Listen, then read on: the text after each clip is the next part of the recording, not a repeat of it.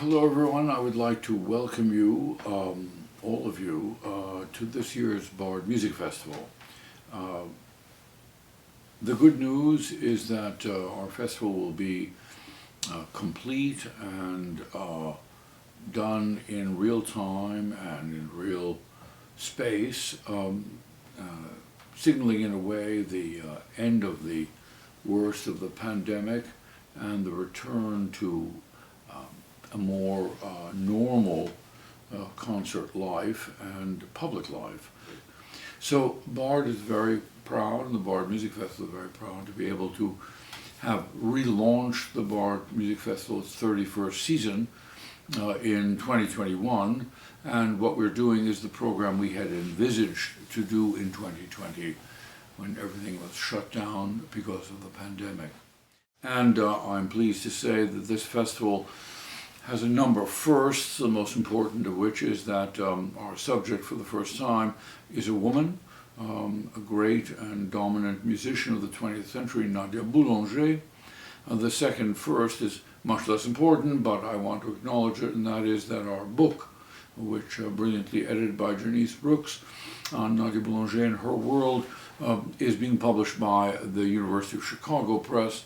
Our previous 30 volumes were done in collaboration with Princeton University Press, which has, like many other presses, downsized its music lists, and its priorities have shifted, and we had a wonderful relationship with them and are very grateful to them, and we're equally grateful that the University of Chicago Press has taken us on, and we're pleased that they have recommitted themselves to a very important music list, which means books on music. The festival is organized not entirely, but largely by a chronological framework based on the life of Nadia Boulanger. And she lived a long life and well into the second half of the 20th century. She therefore was a witness to a tremendous set of changes in the European and North American world, and also the world in general. Born into Republican France after the fall of Napoleon III, she witnessed the First World War, which probably was the decisive world event in her life. And then she was in France between the wars. She then took refuge in the United States and taught and performed here in America in the 40s during the war, and was a faculty member at the Boulanger School of Music, which is, I'm pleased to say, part of Bard College in Cambridge, Massachusetts. And then after the war, she returned to France, where she remained as a teacher and a powerful force in European musical and cultural life. So the two world wars have a kind of a marking moment in her life, and she developed already in her Paris years a close association with Igor Stravinsky, which was continued during her American years and after her return to France. But Nadia Boulanger's career was unique. She was born to a father who was a well-known composer and had won the Prix de Rome, which was the most important prize or honor an aspiring French composer could wish for. She herself competed for it, but because she was a woman and she never won it, she did very well in the competitions, but never won it. That distinction would be left to be achieved by her sister, her younger sister, Lily Boulanger. And although Nadia Boulanger began really as a performer and composer, she was a keyboard artist and played the organ, the piano, and keyboard instruments. Her sights initially were on becoming a composer. And her younger sister, who died tragically in her early 20s, exhibited a kind of talent which was remarkable, and you will hear that in her music. And the first person to recognize that special talent and to nurture it was her older sister, Nadia Boulanger. In a way, Lily Boulanger can be considered Nadia Boulanger's first and perhaps even finest pupil, her first great success as a teacher and as a mentor. Lily Boulanger was frail, and Nadia Boulanger took care of her. Her father, Ernest Boulanger, died when the girls were relatively young. He was an elderly gentleman when he married their mother. And so Nadia Boulanger became, in a way, the head of the household, responsible for a mother whom she took care of for the rest of her mother's life and for her sister. And therefore it's very appropriate that the festival is bookended, if you will, by the music of Lily Boulanger. We opened the festival with Faust and Helene, which was finished during the First World War, and which is a cantata, and that is one of her major works. And we close the festival with performance of several choral orchestral works by Lily Boulanger, taken from the last major concert Nadia Boulanger conducted in the United States in 1962 with the New York Philharmonic. So the two opening and final concerts do showcase Lily Boulanger and the greatness of Lily Boulanger's music. Boulanger's fame and recognition was unparalleled for a pedagogue. I cannot think of a compositional pedagogue or a teacher of musicianship any time that quite attained the same legendary status. It even led to jokes that she had so many pupils, and so many people came to her to study in various amounts of intensity. She also had pupils from all over the world, as we will discover in this opening concert. And at different times of her career, these pupils had somewhat similar strategies of instruction. During the festival, we'll talk about what kind of teacher she was and what approaches she used. But we have a tremendous diversity of pupils represented on this opening program, which really highlights Nadia Boulanger's influence and importance as a teacher. It must be said that being a woman made her a destination point for aspiring women composers and musicians at a time when equality of opportunity and equality of career making was not available, and barriers were very high for women who sought to have a career in music, particularly in composition. So it's not surprising that in her many pupils there is a remarkable cluster of gifted and significant women composers who have made their mark on 20th century music. So the first pupil was Lily, her sister, and then in the interwar period, on this program, you'll meet one of the first American pupils, Louise Talma. Louise Talma was actually born in France of an American mother, but came to the United States as a teenager. Louise Talma herself was a very significant teacher. Her career overwhelmingly in its length at Hunter College. One of the first American women composers to achieve serious prominence. She wrote an opera with Thornton Wilder. She wrote in a variety of styles. Louise Talma's relationship with Nadia Boulanger of all the pupils you will hear on this opening concert, is the closest of any of them. She not only studied for longer than most of the other pupils on this program, but she came very close to becoming a member of the family. She converted to Roman Catholicism.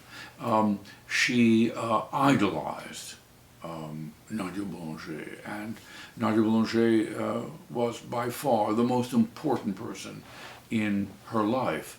And she also had one of the most distinguished careers, and so Louise Talma is probably next in line after Lily Boulanger as being a close acolyte, friend, and almost family member, protege, a real protege of Nadia Boulanger's.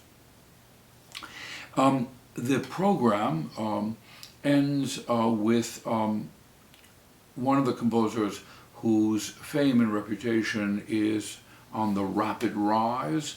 Long after her death, Garcina Patsevich, the Polish violinist who went to study with Nadia Boulanger, her music increasingly is being played all over the world. It had several barriers to its acceptance and reception. First, her career, although born well before the Second World War, her career as a composer is concentrated in the years of the late 30s and then after the war, particularly during the Polish communist state. And so that made the reception in the West slightly more complicated, and people focused on other Polish composers that overlapped with her, Lutosławski and Penderecki. And her career began really as a performer. She was a virtuoso violinist. She studied with, among others, Karl Flesch. And she was a fantastic violinist. And there's no surprise that there's a tremendous amount of music written by her for the violin. The piece we are doing is not one of those, although it is based in a string orchestra. But Garcina Patsevich's place here is not only because she's a fantastic composer, but because the recognition of her has come relatively late. The Boulanger years were crucial, although she did not study that long with her, but it gave her the confidence and the will to fashion a career as a composer. Batsevich's career as a violinist was cut short by an accident. So she probably thought of herself as having a performing, composing career with a fair amount of emphasis on the performance. But that was made impossible by this accident. And then she shifted all of her time to composition and to teaching. Batsevich's presence here is also important because among Nadia Boulanger's pupils, men and women, were not only composers, but performers who composed. And in this festival you'll meet Dino Lipati, the fantastic Romanian pianist who was also a composer, one of the adored pupils of Nadia Boulanger. You also hear a lot about Igor Markevich, the conductor, who was a long-standing protege of Nadia Boulanger's, and one of the great conductors of the second half of the 20th century, and also a composer, a very fine composer, and particularly well known also as an exponent of the music of Stravinsky, to which both he and Boulanger were devoted. Our opening concert also has music by a South African composer who studied with her and also with Luigi Dalla Piccola and Priot Régnier. Although born in South Africa, most of her career was in Europe. She was a modernist. So if some of the students of Nadia Boulanger followed in what we might call the neoclassicist Russian-French tradition of 20th century music. There are others who incorporated into their compositional styles a more radical modernism, the kind of modernism we associate with Schoenberg, Berg, and Webern, and the second Viennese school. Among those is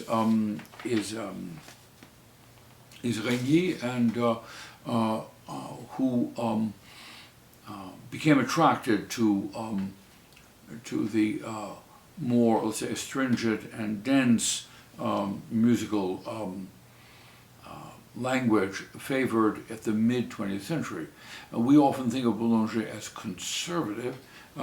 Yes, she was not entirely enamored of certain directions of modernism, but she studied very carefully the early work of Boulez, and she kept abreast of all developments in music, and that gave her a singular capacity.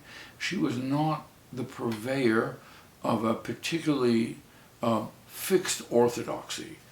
When you look at the variety of pupils who pay tribute to her as formative, it was because of her unique capacity to locate in the individual what was special about them, about where they came from, what was in their ear, what was part of their life experience, and what music meant to them as a vocation and as a human art form. A good example is the African-American composer Julia Perry, who studied with her and whose life was unfortunately very short, and an unbelievably gifted composer. She was from the South. She came to Nadia Boulanger, and Boulanger encouraged her to be who she was, not to imitate some other form of music making. So the confidence that Nadia Boulanger was able to nurture in her pupils was a truly unusual gift, and a perception of what would be remarkable and special about any individual compositional talent. She also was a believer in the great variety of musical skills that each student should acquire, not only things like ear training and keyboard harmony, but knowledge of the literature, singing with other pupils in performances during lessons of music, reading scores, analyzing scores, and although she had a point of view, she adapted how she taught to the pupils. So in Aaron Copland's case, for example, one of the most famous American pupils whom we'll hear from later in the festival, she studied with him the orchestrations of Gustav Mahler, even though that music, as her reviews of it show, because she was a very energetic and articulate critic and observer of music, and wrote for the musical press, it was not necessarily what she would have favored. Her allegiances were not to Stravinsky, but, for example, to Gabriel Fauré. Her signature piece as a conductor, because she was the first woman to really have an international conducting experience, leading the major orchestras of England and the United States for the first time as a woman. And her signature piece, and the piece that she came back to on a regular basis, was the Requiem by Gabriel Fauré, who was a mentor to her and someone she put on the proverbial pedestal. But in all this teaching and performing and conducting, the prodigious energy that Nadia Boulanger revealed, there was her own ambition to be a composer. And we, after hearing from her sister, we do hear Nadia Boulanger's work from the earlier part of her career as a composer of a genre dear to the French, which was the song. And she wrote for the voice and was deeply influenced by the the richness of the French song and also tradition of religious music, and the French language was central to who she was. Although she was polylingual and her mother was Russian, and so the Russian was in her ear. Her affinity to Stravinsky was not only one of musical taste and judgment, but being very much influenced by her mother, she represented a kind of Franco-Russian synthesis, a relationship that we can find in Turgenev and Pauline Viardot, and in the 19th century already, the connection between Paris and St. Petersburg and Moscow, the connection between the French and the Russian is not only political in the First World War, but it is spiritual, and there's a long history of mutual interaction. The Diaghilev's coming to Paris with the Ballet Russe, and which led finally in 1913 to the premiere of The Rite of Spring. The enthusiasm showed by the French for Russian music, for Mussorgsky, the fact that Ravel is the one who orchestrates the pictures successfully for the orchestra. This Russo-French interaction is central to Nadia Boulanger's identity. And in fact, her father met her much younger mother in Russia. And so this connection to the Russian and the French is deeply inscribed in Nadia Boulanger's character. But she was a French patriot and devoutly Catholic, and very much also attached to the long and noble tradition of French organ music that is connected to the Catholic ritual and French Catholicism, and we'll hear a great deal of that. And she had, for her, a strong and lifelong affinity for the organ as an instrument. So her compositional efforts early in her career show remarkable promise.